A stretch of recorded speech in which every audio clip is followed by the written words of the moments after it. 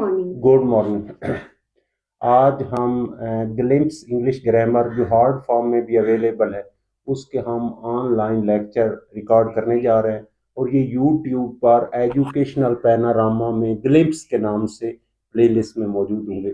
जो शौकीन मुकम्मल इंग्लिश सीखना चाहते हैं वो तरतीब के साथ लेक्चर सुन सकते हैं। हाँ इमरान फातिमा स्टार्ट कीजिए। ग्रामर क्या होती है? ग्रामर किसी लैंग्वेज के कवायद और ज़वाबित होते हैं जिसके तहत वो लैंग्वेज ऑपरेट करती है, यानी ये कवानीन होते हैं, लॉज होते हैं जिसके तहत कोई भी लैंग्वेज अमल करती है। नेक्स्ट।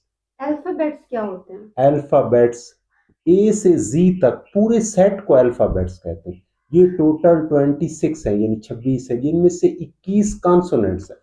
अच्छा, कॉन्सोनेंट्स वो होते हैं जिन पर हमारे वोकल कॉर्ड्स वाइब्रेट करते हैं। ये गले में आवाज पैदा करने वाले वोकल कॉर्ड्स हैं, ये वाइब्रेट करें तो उनको कॉन्सोनेंट्स कहते हैं। 21 कॉन्सोनेंट्स है, जबकि सिर्फ 5 वावल्स है, ए ई आई ओ यू।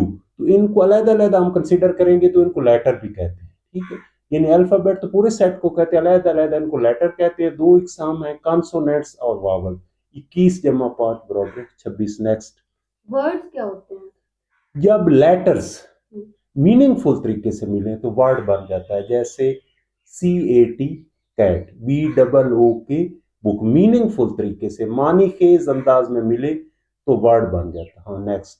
सेंटेंस क्या होते हैं? सेंटेंस लेटर मिले तो वर्ड बनता है, वर्ड मीनिंगफुल तरीके से मिले तो सेंटेंस बन जाता है। सेंटेंस के 2 सेक्शंस होते हैं, सब्जेक्ट और प्रेडिकेट। जैसे I am a teacher, I subject है यानी फाइल, और प्रेडिकेट होता है उसके मुतल्लिका इंफॉर्मेशन या मालूमात।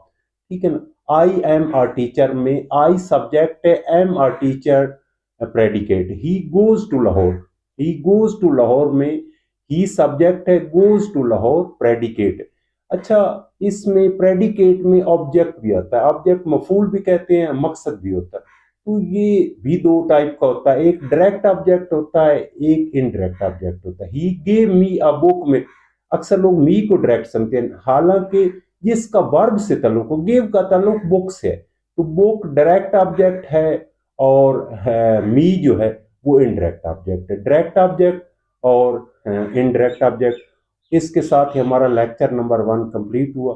Thanks very much.